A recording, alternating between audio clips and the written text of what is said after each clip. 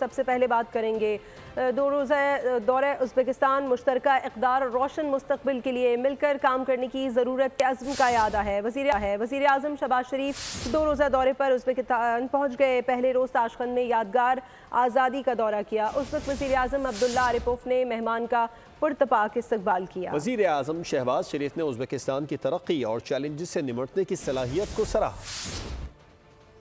वज़ीर आज़म 2 रोज़ा सरकारी दौरे पर उज़्बेकिस्तान पहुँच गए। शहबाज शरीफ ने ताशकंद में यादगार आज़ादी का दौरा किया। पाकिस्तानी वफ़द के हमरा वज़ीर आज़म ने यादगार पर फूलों की चादर चढ़ाई। वज़ीर आज़म को उज़्बेक कौम के तारीख़ और हीरोज़ के बारे में ब्रीफिंग दी गई।